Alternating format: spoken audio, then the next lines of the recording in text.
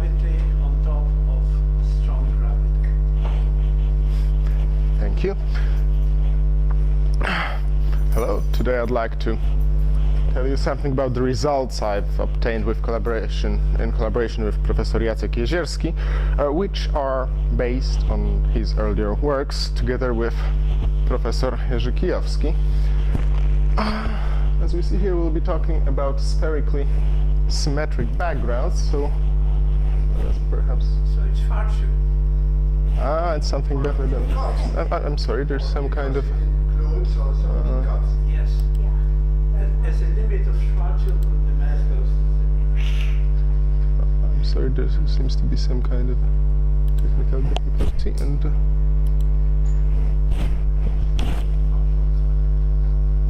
why does it...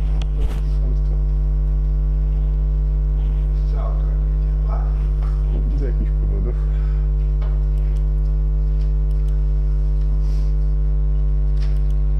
Okay, let's like that. So yes, we begin with the spherical symmetric background, and we're taking something more than just Schwarzschild into consideration here. Sorry, but due to this ring, what's the meaning of this number 4? Yes, we'll be working in 4 dimensions. Time plus 3. So why there is no 4 on G and T? Okay. Everything is 4. Perhaps this 4 is only important on this single letter, because later we will see that we are denoting actually the dimension by those indices and types of indices. We'll denote the dimension later on. Generally, right now, I don't think this formula is really, problematic for anyone here. That's just the Einstein equation. And if we look at vacuum solutions of Einstein equations and ask for our solution to be spherically symmetrical, then most of you, I believe, know the Birkhoff's theorem that tells us that in absence of a cosmological constant, such a solution, there's only one such solution, and that is Schwarzschild. For the changes of coordinate system. Yes, of course, but we're talking about the solution in general, not the...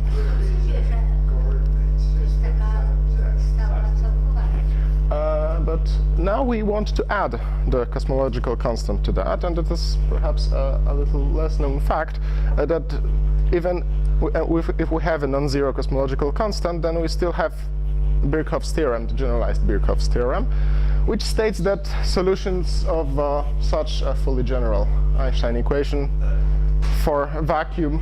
If T is 0, yes, there is no matter. yes, we're considering a vacuum. What's the meaning of this parameter M?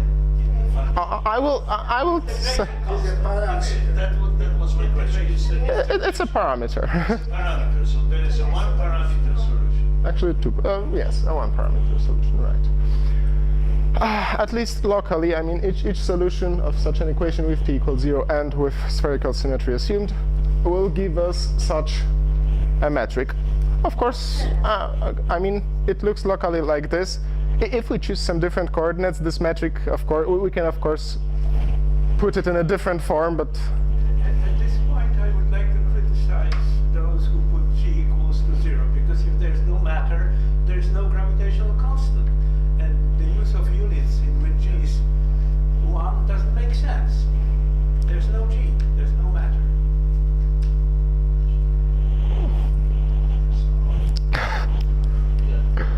If there's no G matter, appears on the right-hand side of the equation. If the matter is not there, G does not enter into this equation at all. The gravitational constant, because there's no matter. Yes, but... G is equal to 1. No, G has dimension, cannot be equal 1. No, G has, if it is calculated in By- natural What is natural if there's no matter? geometric. No, but I understand this question. He's asking you philosophical. yes, the idea is that at least locally, we can always put it in such form. Perhaps a small controversy here. I'm sorry? Using clock units, right? Yeah, probably something like that. And But indeed the question is completely right. I mean, the G is a coupling between the matter and gravity. So if Yes. there is no matter, there is nothing to be coupled with. Unless there is a black matter. and obviously, I mean, self-interactions of gravity don't require additional parameters. And Matter to geometry, but translate the units in which the matter is measured in the laboratory into natural units, namely geometry. Okay, just a change of. But if there is no matter, there is nothing to be translated. Yeah. perhaps once we're over this small side discussion, let me tell you perhaps something more about this metric. It's called Kotler metric, which I find to be a rather poorly known name, but we see this one function that enters here, and depending on the values of this parameter m, which we use to call the mass parameter, and lambda, this metric actually encompasses in itself quite a few better known metrics, such as the Schwarzschild metric when lambda is equal to 0, or the de Sitter and anti-de Sitter spacetimes when m is equal to 0. And when both are non-zero, we sometimes call such a thing Schwarzschild de Sitter or Schwarzschild anti-de Sitter solution. Also, another last name that may be mentioned here is the Narii metric, which is somehow a limiting case of that one.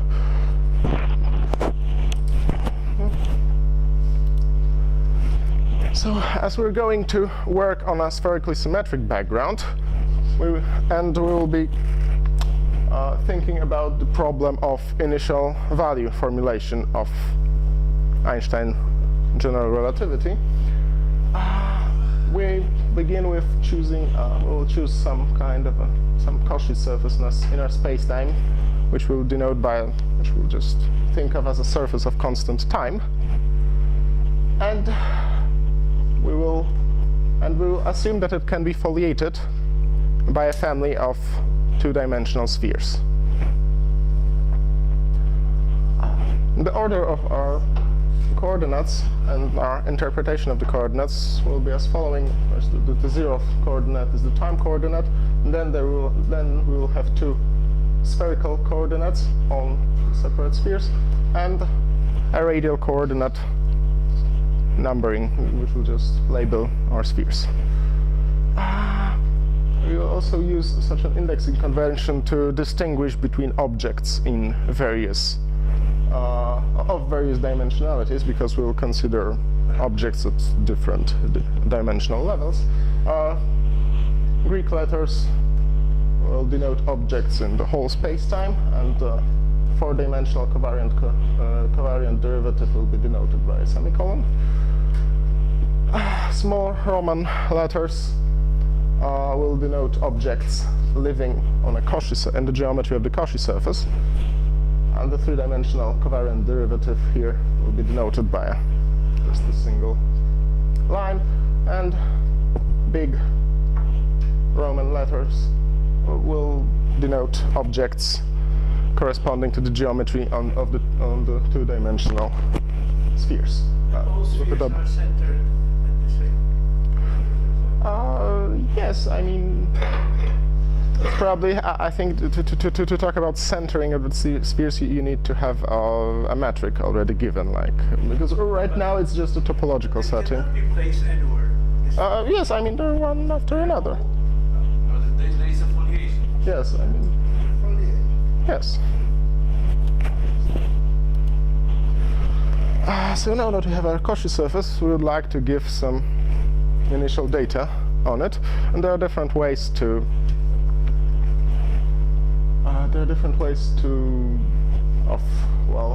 presenting the initial data for our evolution equations, and the approach that we will choose is the approach of Arnaud, Desser, and Missner, when our initial data encompasses the three-dimensional metric on the Cauchy surface. That is space-like metric. Cauchy surface is space-like, and such an object that we denote P, which it's a symmetrical tensor density called canonical ADM momentum, which is actually somehow a trace-corrected external curvature. K is the external curvature of the Cauchy surface in the whole spacetime. It somehow tells us how does this spacetime, how does our slice, yes, how it is embedded in the whole spacetime. What's worth to note here that those two objects are just actually conjugate coordinates in the yes. Cauchy surface somehow related to this foliation? Yes. That's one of these onions, right? No, the sigma S. The sigma S is our Cauchy surface. And I mean, we take our whole spacetime, which has some metric g mu nu, and then we just cut a space-like slice in it. That was a slice of constant time. Make it spheres. Foliated with. We assume that it is foliated with spheres. That I mean, that we have such a setting, which will. Where is the origin of one of those? At some point. It does not necessarily belong to the spacetime at all. But he assumes spherical symmetry, so there should be. Yes, but the structure is symmetric. By the way, there doesn't have to be a center of these things. Yes. Maybe the center is out of the... I mean, here we're assuming that our radial coordinate runs from some inner radius r, which might be 0, but doesn't necessarily have to be 0. We might have a hole in the middle, like when we're and then runs to some r infinity, which also may be infinite, but then is not necessarily infinite. There's some Yes. It's not simple. Yes, yes, it is an onion we're considering. Symbol jest prawdziwą symbol. Raczej matrioszka bez tej najmniejszej. Matrioszka. Ale matrioszka jest topological equivalent. So it's matrioszka is an onion, which is very good. So I'll once again just repeat this little fact that those are mutually conjugate coordinates in the canonical formulation of the Einstein gravity, which for now will not play a big role, but it will play a role in a moment to answer a question of why do we choose certain invariants over possibly some others that may exist. When we now look at our Einstein equations and how do they, well, split with relation to our splitting of the space-time into this with relation to this third choice of the Cauchy slice, we will see that the Einstein equations produce 4 constraint equations that somehow restrict what values we can give to those 2 tensor functions. If you would like to somehow reverse the order in which we act, just a moment ago we took a space-time that was already a solution to Einstein equations, then we chose some slice out of it and looked at, and well, such a choice defined the G and P for us already. If we start from the other end and, well, say that we have some kind of a 4-dimensional space in which we have this slice chosen on which we have some initial data and we would like to recreate the whole space-time from it, then we have some, well, we cannot choose these data any way we want. We need them to satisfy certain constraint equations, which are just... Yes, that's the covariant derivative in 3 dimensions. 3 dimensional. Because we're acting, those are 3-dimensional objects right now. we're acting on a three-dimensional surface. So they need to fulfill such equations. And now you see that the number 4 was necessary. yes, the next thing we... And small n is normal to the surface, right? Yes, the small n is normal to the surface. But we'll assume in a moment that t is equal to 0, so it won't really be of much interest to us. Then we have, Einstein equations actually consist of 10 differential equations. So we have 4 of them are here already, and the other 6 split into, evolve into 12 equations of motion for those 2 objects. And using those equations, we can just try to. Yes, what appears here is the capital N, and there are 2 actually capital N's here. It's this. This N. 0 new components of the matter. Those N and NK are actually, they're also kind of they're called shift and lapse. They correspond to freedom in the choice of coordinates in the whole space-time. We can... But that's a vector. Yes, that's a scalar and a vector, which somehow encode in themselves. What does it mean that the vector corresponds to the choice? Write this metric. Write down the metric. And vector. I don't really... if I can ask. The vector. Terribly sorry, but Of course. metrics has 2 Vektor, czterowymiarowy wektor ortogonalny, four-dimensional orthonormal vector. So here is Cauchy surface. At each point we have an orthonormal four-dimensional vector. This four-dimensional vector can be split into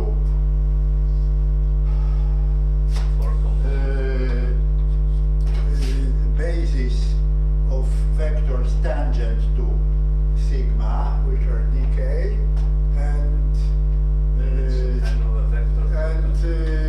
d over d0. Yeah? And now this is the components are following: minus n k dk, and here is 1 over n. So these are these components.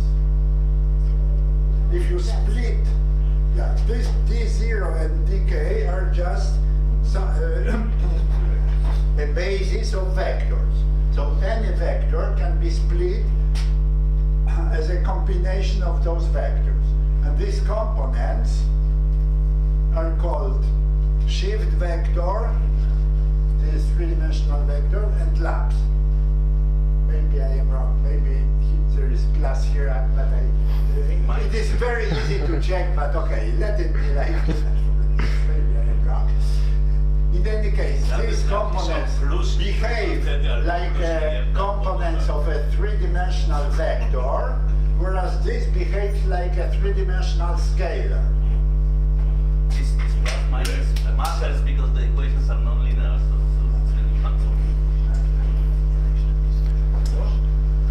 So yes, having those equations, we can try to just recreate the whole four-dimensional geometry of the whole space-time from this information given on one slice of the space-time by evolving that to evolving those and this data to further space-like slices. What we'll now like to pass to is the linear approximation of the whole problem. We will assume from this point on that we have no matter in our space-time, and we'll assume that we have some general vacuum solution of the Einstein equations, which we will split into a sum of some background metric which is a solution to the Einstein vacuum equations, and we'll assume that this eta is our Kotler metric that we've mentioned before. We'll also assume that our foliation of the Cauchy surface corresponds to the symmetry of the Kotler metric. And we have some perturbation here, well, which simply shows us how distant this G is from our general metric. Then we will take all the equations we have and throw away each element that depends on h in the power higher than 1. We'll retain only elements of first degree in our perturbation. The 0th degree part of our equations will vanish because our metric eta already satisfies our Einstein equations. So that's how our So order 1 in h. Yes, we just keep terms of order 1 in h. And once we've done that, Now Einstein equations are vacuum. There's no vacuum. yes, I mean, I assumed it here. I mean, I'm working in a full vacuum right now. I mean, both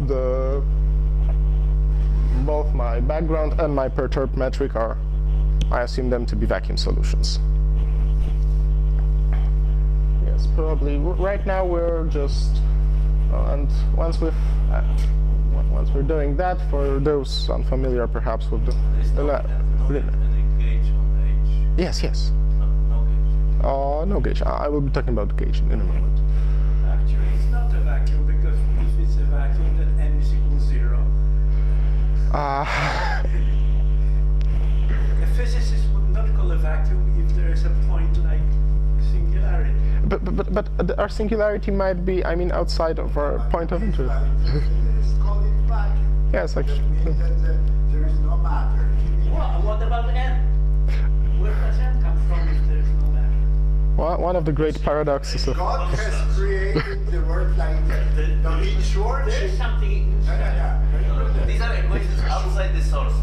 Let's call it. outside the source. perhaps we can agree on such a Then it's not the vacuum because there is a field there. perhaps we can agree on such a statement. Some physicists call this vacuum solutions, and I will use the term vacuum solution. Just Have one electron sitting here and nothing else. Will we call what is outside next to Bostore's vacuum? Yes. In general relativity. In general relativity. yeah, but And if I have Vacuum is a vacuum. if I have two electrons, one here and the other on the Mars, will we call? Okay, no, because there is electric field, right? Yeah, and the first case also. So electric field has energy. electric field sits here. Yeah, but in the first case there's also the electric field, but nobody can tell it. But it exists. If there is a one charge, there is an electric field outside of it. electric So it's not field the is vacuum. matter. It's not vacuum, of course. So this is not. So one electron is okay. Yeah, One electron but charge is matter. But one mass is not vacuum. Well, it's good time. The Christmas is coming. Anyway, to remind those of you who perhaps have less to do with linearized gravity, from this point on in those equations we'll rise and lower indices by the background metric. 1 over n over r. Dimension of I know it's impolite to Which shout. means that outside this field behaves like something surrounding the mass, but Schwarzschild globally has nowhere any matter. It is just pure vacuum. it's singular, where the singularity is. And the singularity does not exist in the nature is a mass. Singularity means that there is something. Singularity is outside of this space-time. The space-time is purely vacuum. There is Umówmy no się na matter. jedną terminologię i dajmy mu. Okay.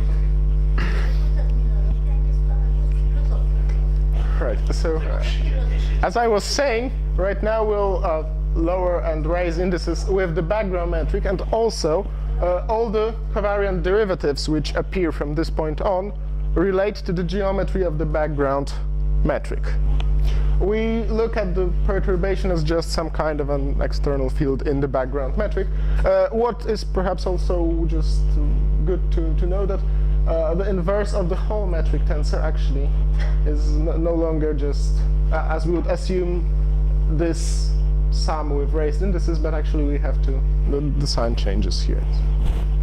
Which means, for instance, that if the background is Minkowski, we may always choose Lorentz coordinates, and then those covariant derivatives become just ordinary derivatives in Cartesian Lorentz coordinates. Yes.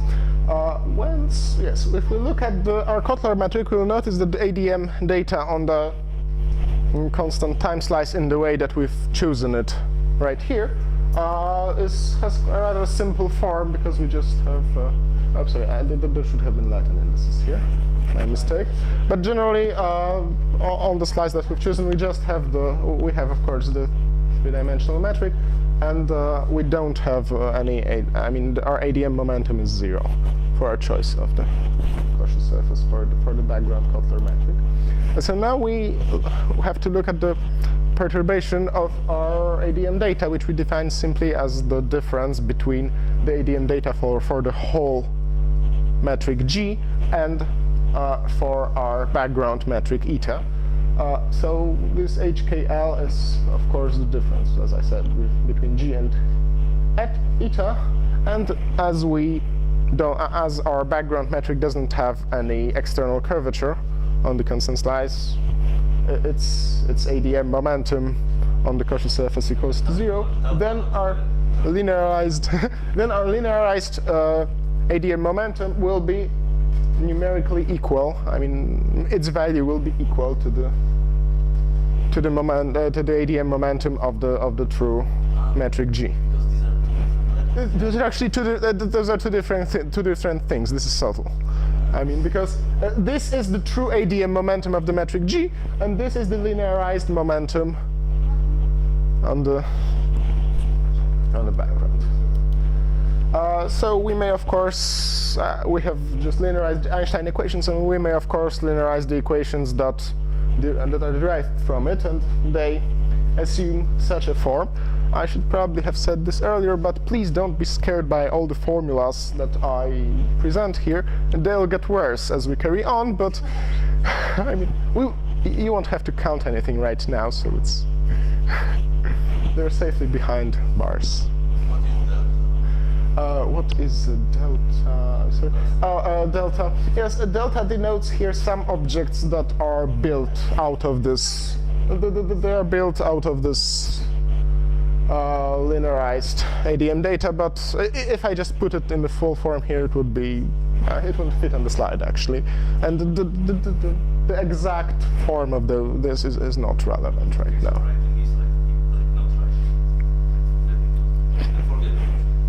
Yes, I mean, it's just for the aesthetic feelings. Yes, so now we get to the part about gauge transformations. So the linearized gravity possesses a gauge freedom parameterized by just covector fields on the whole space-time. We may choose we may just freely choose some covector field on our whole space-time and then modify our perturbation by such an object, which is actually just a rederivative of the background with respect to this field we've chosen. And such a transformation of our perturbation, it does not in any way change our Einstein equations. They remain invariant with respect to such transformation. And as the Einstein equations remain invariant, so also to the constraints and the equations of motion that we've been looking at a moment before, and therefore our whole physical theory remains unchanged by such a transformation. Those are called infinitesimal change of coordinates, as they somehow correspond to this limiting case of changing the coordinate system in the full theory. And those what's perhaps what we need to point out here, that by changing just this perturbation, we actually change. This is the four-dimensional perturbation. So this change, when carries on not only to this perturbation of the three-dimensional metric on our Cauchy surface, but it also affects our external curvature and therefore our ADM momentum on the Cauchy surface. That's just the density. Three-dimensional one. Two-dimensional. Sorry, that's actually two-dimensional density here. But the problem is that P is it's not actually a tensor. It's a tensor density. So It's the determinant of P. So pi is the determinant of pi is the determinant of the two-dimensional metric on the spheres, of the restriction of the Kotler metric to the spheres. Actually, yes, square root of it. So it's not what was called before G. No, it's It not. was three-dimensional. G was three-dimensional, right? G was in 3 dimensions, and pi is in 2 dimensions. Yes. Perhaps this is a good moment to stop for a minute and consider what we know.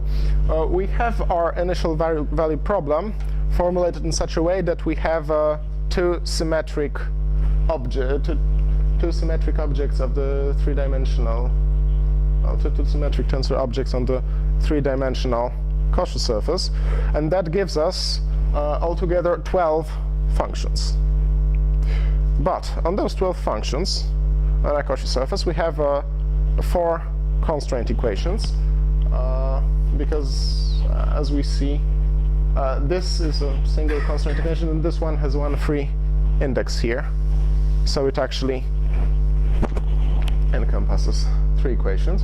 And after the constraint equations, we have actually this gauge group, which has 4 degrees of freedom per point, right? 4 times infinity. Yes, but okay. It's parameterized by 4 functions. 4 functions, right? I mean, just oops, let me skip. So what we would like to do is somehow get rid of the constraints, get rid of the gauge transformations. We would like to formulate our initial value problem in terms of invariant functions, of which a simple calculation shows we should get we should obtain 4. We would like to, instead of 12 functions encompassed in those 2 symmetric tensor objects H, KL, and PKL, we would like just to retain 4 invariant functions, which we'll somehow describe. We have gauge which can kill 4 equations. Yes. 4 scalar equations. Yes, four degrees of freedom, I mean, in the initial data, yes. And I have constraint equations, we can kill another 4. Go back to the Okay. formula. It is parameterized by a... No. By psi. Jeszcze dobrze, o tutaj. The gauge is parameterized by upstairs by 4-dimensional vector or covector, and this 4-dimensional covector has been split into 2 objects, namely 3-dimensional vector psi L And a function. and a function f. So I have 4 functions. Yeah. Yes. So 4 free functions. And now I can use them to eliminate 4 components. Yeah. Yes. Because we have 12 components here. So we eliminate 4 of them by those functions, and then we eliminate another 4 of them by constraint equations. So we just reduce the whole thing before. And to do that, So we can solve these constraints. yes, in a way, right? They are linear. Yeah, I think so. I mean, I'm not really. Well, I think it will be obvious in a moment. I'm sorry. So you don't have you already solved the constraints, or you are going to solve the constraints? I think I'm going to solve the constraints. So yes, now to somehow fish out those 4 invariants that we strive for, we use this spherical foliation of our Cauchy surface that we have, and we split our objects, our metric perturbation and our momentum, into, with respect to this 2-dimensional geometry on the spheres, well, which we, of course, perhaps I should already view the table. Let's perhaps talk about the metric perturbation here. We, of course, have this H33 component, which becomes a scalar when we go down to the 2-dimensional geometry. We have a vector H3A, which possesses 2 components, which we further split apart. About that in a moment. And we have, and what we left here are 2-dimensional symmetric tensors.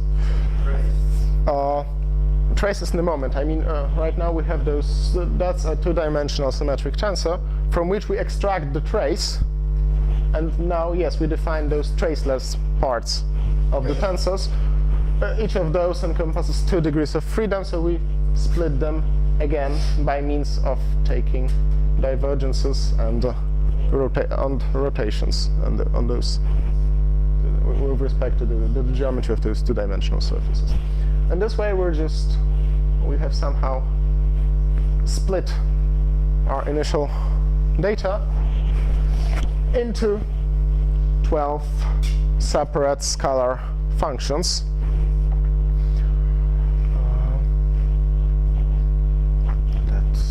What we can actually see also in those functions, that we can split those things further apart by noticing that those things are just normal scalars, and those things here are pseudoscalars, meaning that they change the sign if we somehow flip the orientation of our manifold. And we denote those, we denote those that are even with respect to this spatial symmetry as polar, and the odd we call axial.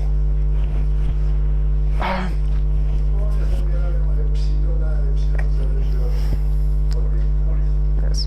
What's actually noteworthy in such splitting is that as we're working in a linearized gravity, that means we're working only on objects of degree 1 in the perturbation, then those things have no way of interacting with those things in the equations.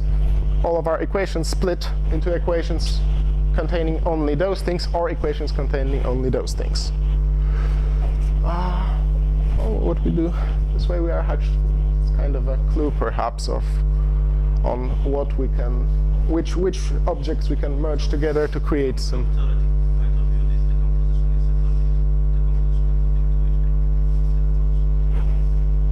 That's not the way to be reducible pieces, right? Yes, and those are some.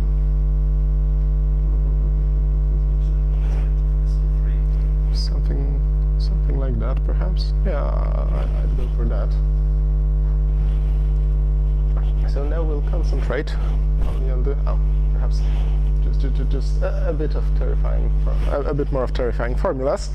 Once we have split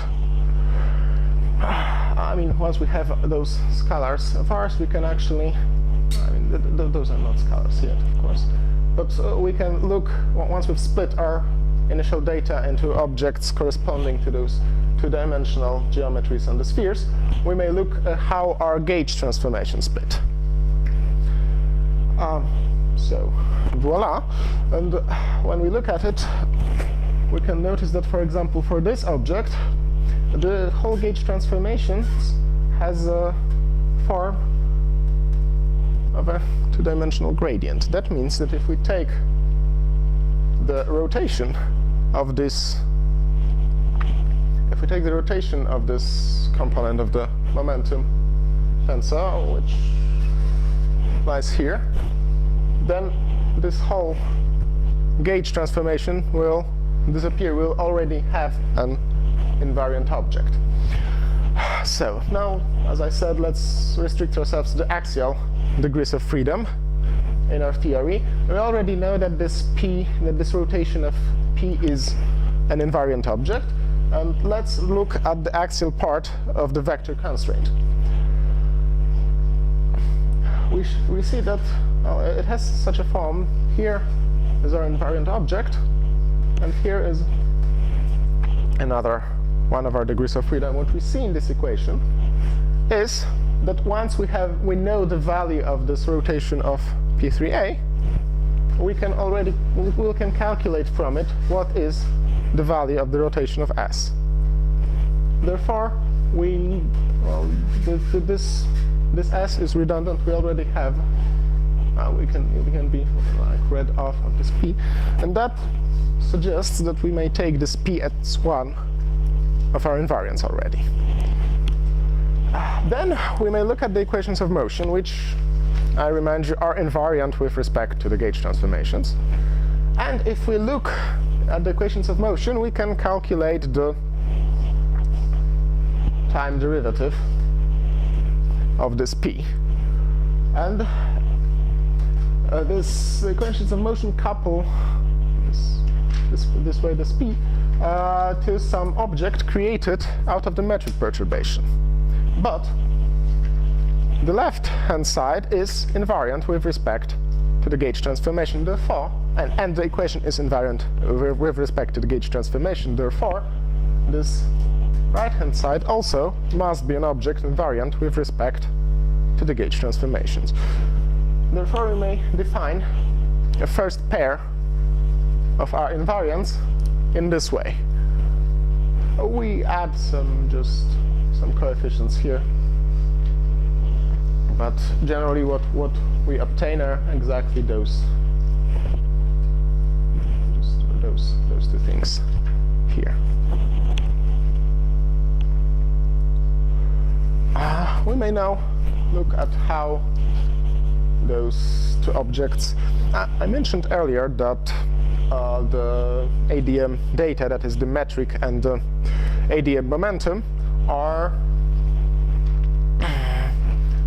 canonically conjugate pair of coordinates in the canonical formulation of the initial value problem, which it might not be exactly obvious at the first moment here, but the invariants that we obtain also are pairs, also will be pairs of that are also what we'll obtain those four pieces will be pairs of mutually conjugate objects. So we see that, right, this small and big y are related by equations of motion, and we may actually take those two equations of motion and combine them into one deformed wave equation for the small y.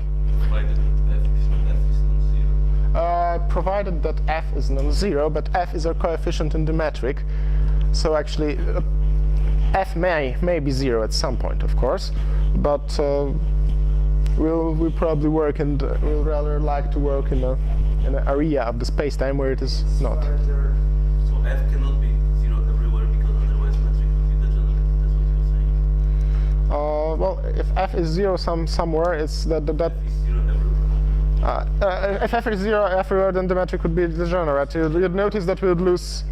That it would. It would not be a Minkowski metric. It would be a two-dimensional metric. Don't Because, you remember oh, what is f? of course. What is the neutral form? The component of metric. Yes, but perhaps then I will. Slide. Yes, this f is. It's you can think of it. It's like an f for.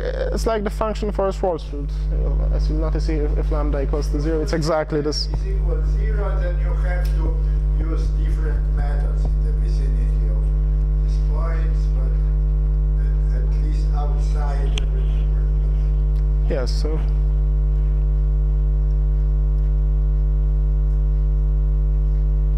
Good. So. Please observe that for in Minkowski, that is if m and lambda equals 0, then it is just the standard Wave equation. flat wave equation. So once we have this equation, we may actually do another trick. That is, we may split y into spherical harmonics with respect to the spheres that it lies on. And once we do that, we can reformulate this equation in into such a form. We can just by an appropriate coordinate substitution here. What's interesting about such a form is that it looks really similar to the Regge-Wheeler equation, which was used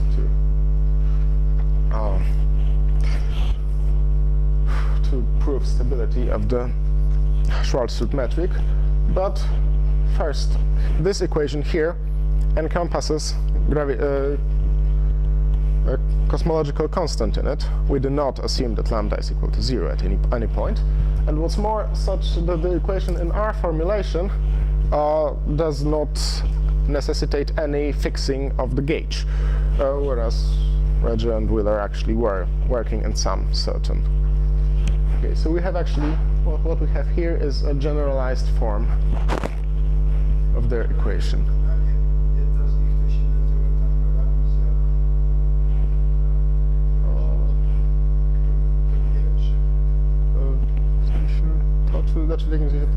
Znaczy, zaraz jeszcze będzie. So, with the polar invariants, perhaps the story is not as simple as with the axial part. I remind you that we had 8 degrees of freedom to somehow combine,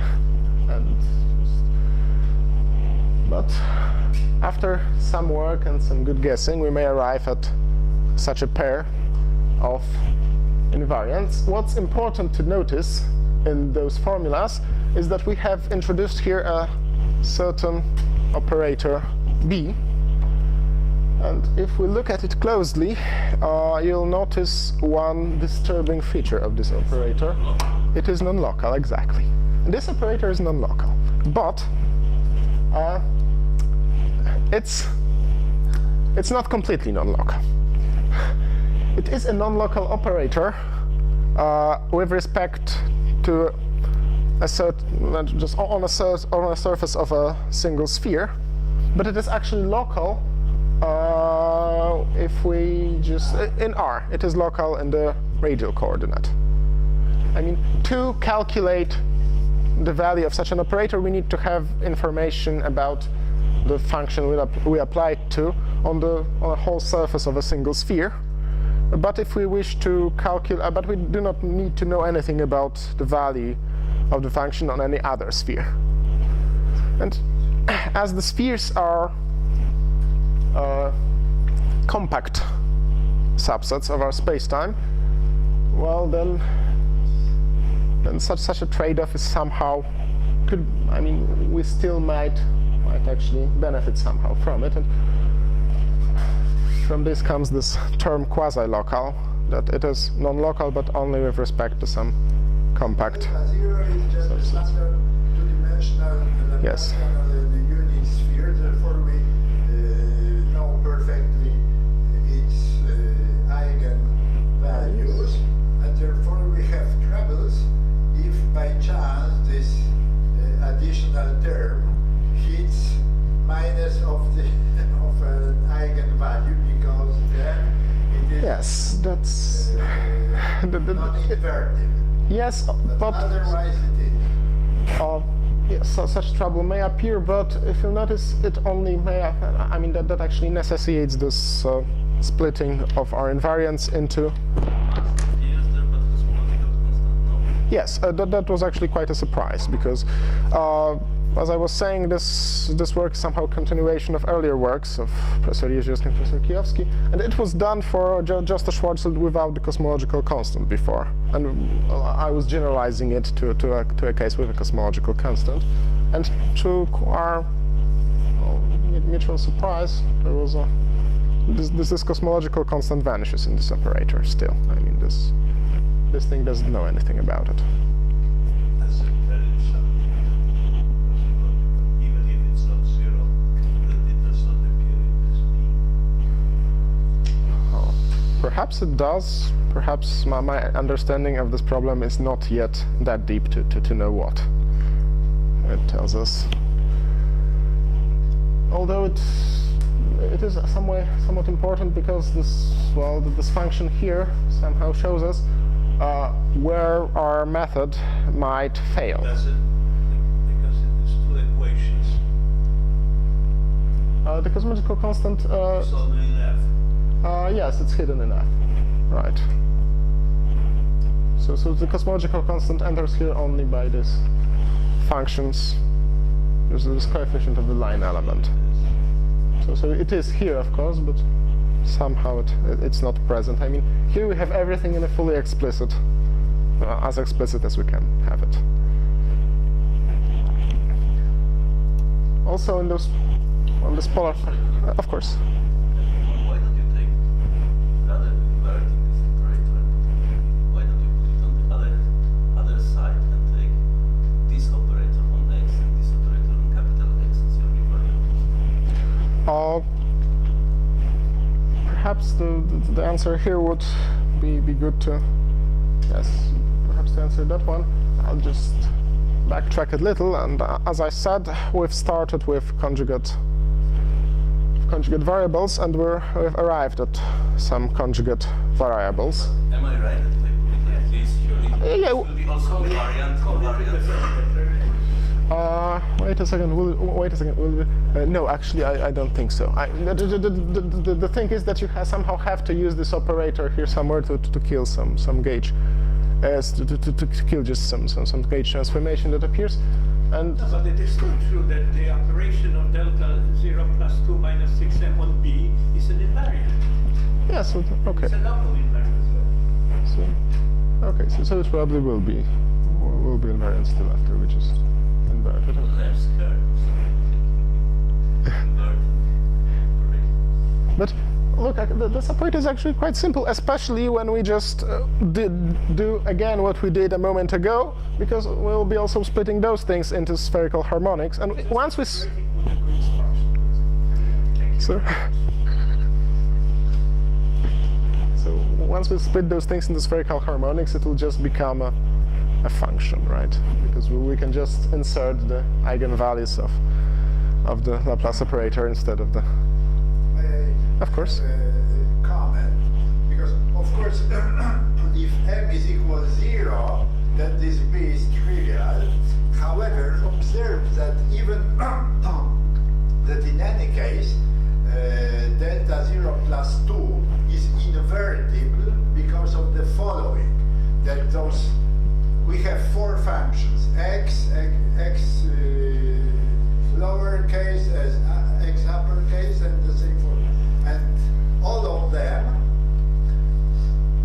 do not contain neither monopole nor dipole components. Some of them do. Just by the definition. They don't contain. It is easy to see because they are given by some derivatives, therefore they don't contain monopole components. That means that the integral of any of them over whole sphere is always zero. But also the dipole component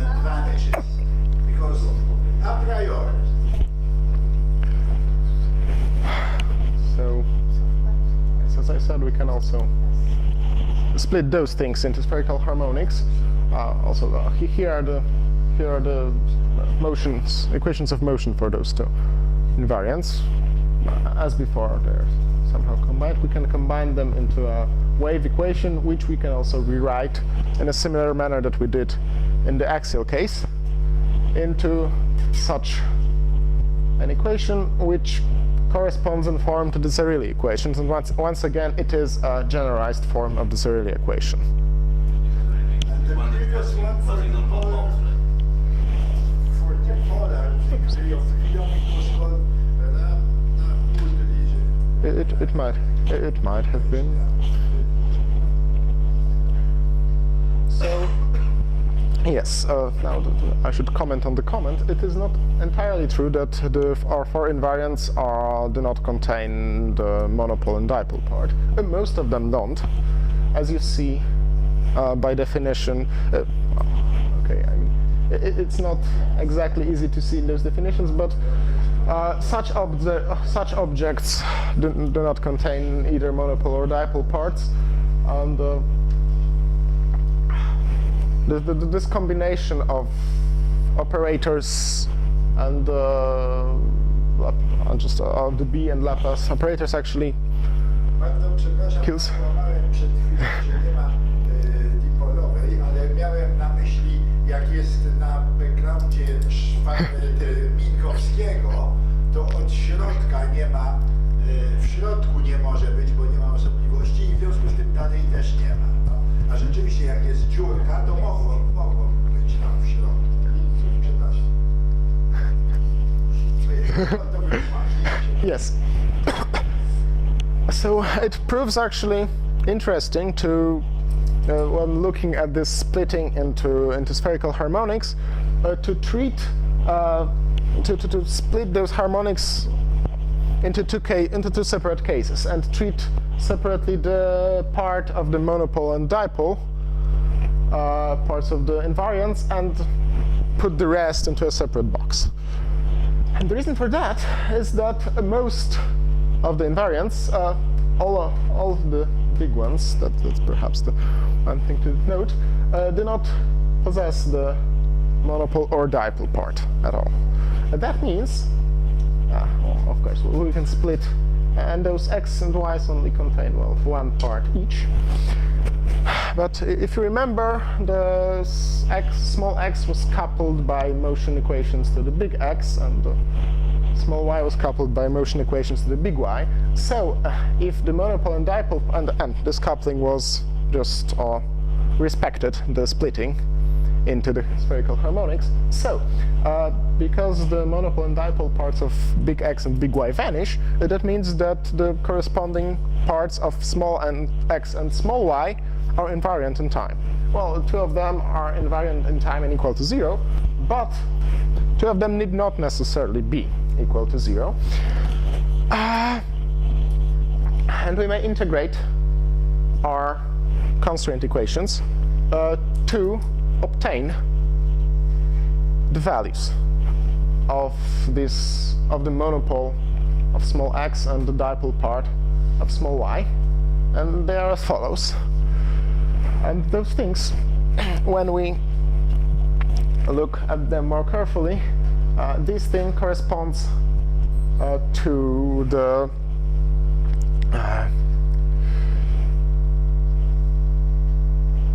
I'm sorry.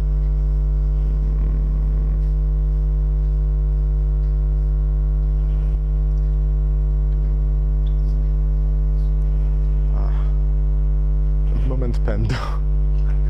To the angular momentum of our, this part corresponds to the angular momentum of our perturbation, because our Kotler metric is a non-rotating, denotes a non-rotating space-time, and this monopole part of X corresponds to the mass of our perturbation.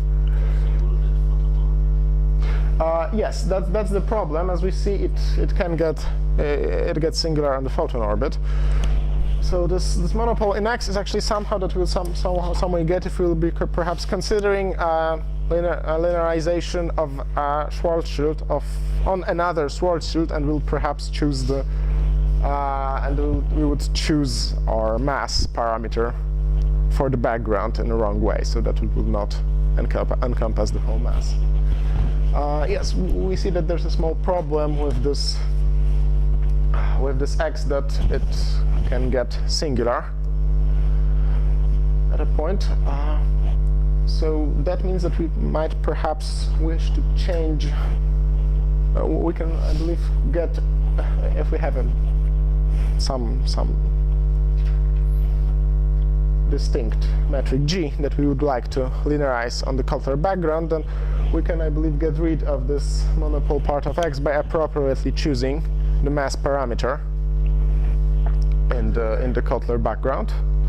Because it is stupid to consider Schwarzschild as a perturbation of another Schwarzschild. That's generally. It is precisely that. Yes, the mathematics tells us that it's silly. They always choose appropriate Schwarzschild as a background. Yeah? Yes, although, like, I'm not actually saying that, well, it does explode on the photon orbit, but this value of R does not necessarily belong to the part of space-time that we're considering. At no point in this presentation I actually stated which part of the space-time I'm looking at, and well, the Cutler metric I'm encompassing. Accumulating the surfaces where this surface f equals 0 should be removed, then this one should be removed. It's not like I have to remove a surface. Rather, depending on what I actually want to do with it, I may or may not remove a surface, or I may or may not allow this monopole X and the monopole part of X to be non-zero. If I'm, for example, considering a space-time very far from this, from the black hole, I may as well take here some non-zero value, and it won't in any way be a problem to my calculation. Just what I'm doing here is sort of collecting a toolbox, then applying it to something right now. And to finish the talk of the splitting, we see that this monodipole part is constant in time, and those higher and the parts with higher harmonics may non-trivially evolve in time in a non-trivial way. Therefore, we see that this monopole and dipole correspond to some charges of the space-time charges of the perturbation, like the angular momentum and mass, and the higher harmonics describe the dynamical degrees of freedom of our perturbation, that may be perhaps the gravitational waves. So this alpha and beta play exactly the same role as point-like sources in electrodynamics. So they can be called charges. However, this beta is a false charge, because it is just a change of the, you may absorb it, choosing, you may annihilate it using better background, better adapted to this non-symmetric metric, whereas alpha is a real charge. It is a charge. That is precisely the role of the charge. Yeah, it is, roughly speaking, it is how much angular momentum was contained inside of this before we get to our region of space-time, which we treat in a perturbative way. Yeah? So there is something inside which probably cannot be treated in a perturbative way because the fields are strong, but total charge, total angular momentum of what is inside in this strong field region is given by alpha. Yes, so we have therefore reduced our 12 initial degrees of freedom to 4 scalar functions on our spacetime, which are invariant with respect to the gauge transformations of the linearized gravity, and which encompass in themselves the whole information about the perturbation that we've been analyzing. And I mean, we can... You may reconstruct everything up to a gauge, because there is still gauge freedom. Therefore, Yes. some Perhaps to be fully honest, one... maybe freely chosen. Yes, perhaps to be fully honest, I mean, you can certainly reconstruct those things when working on a Schwarzschild background. It has not been fully, checked in the case with the cosmological constant, although there doesn't seem to be really any certain obstacle for that. And what's more, what's important about those functions, that they actually pair together as conjugate variables. Was it also fully analyzed, purely anti-de Sitter or de Sitter background, just No, that hasn't been also carried out yet. that is easy, because then this B is one, right? Yeah. Nothing is easy here. Well, it could be made easy if you use the proper language, because you struggle a lot with gauge freedom. But there is a simple way of avoid all this. Why don't you write down the equation for the geometrical part, which is very easily done with terms of spinors. I just take the spinor A, B, C, D on the background metric. And the equation for this spinor is very simple. The covariant spinorial derivative equals to 0. This spinor has 5 independent This is only on the flat background. No, this is true for open the book by Penrose, and there is covariant derivative for spinors. Covariant derivative of spinors, which you can easily but this is just Bianchi equations for the... Yes, but this gives you the geometry. Yes. This gives you the tensor Okay. without struggling Okay. with gauge freedom. It has 2 degrees of freedom because Yes, that's true, but the components of the vial, because Yes. how many components? You have 10 components. at the end I have 2 degrees of freedom here because there are Yes. I'm afraid, the same gentlemen, I'm number. afraid that certain part of the audience has been already lost and it's now being completely in the dark. I'm just saying that considering Yes. this whole problem in terms of the spinorial variables makes life so easy that it can be. This is much more easy.